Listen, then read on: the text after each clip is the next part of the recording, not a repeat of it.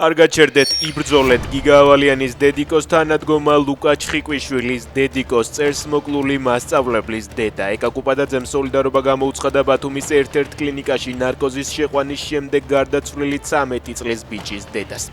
მოზარდის ოჯახის განცხადებით არასრულწლოვანის გარდაცვალებაში დამნაშავე პირები ემუქრებიან და აშანტაჟებენ. მათ შესაბამისი მიმოწერებიც გაასაჯაროეს. უამინდობის გამო ჟინვალი ბარის სახოშატილის გზაზე მეწყერი ჩამოწვა ადგილზე გაწმენდითი სამუშაოები მიმდინარეობს, მანამდე კი ყველა სახის ტრანსპორტის მოძრაობაა აკრძალული. ადგილობრივების ინფორმაციით ფშავის ტერიტორიაზე ადიდებულია ხევებიც.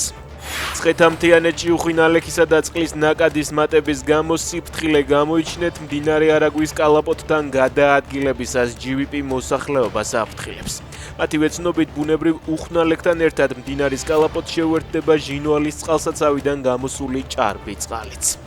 სომხეთის ცენტრალურმა საარჩევნო კომისიამ ყოფილ პრეზიდენტს რობერტ ქოჩარიანს საპარლამენტო იმუნიტეტი მოუხსნა. ის პრორუსული ოპოზიციური პარტია სომხეთის ალიანსის ლიდერია.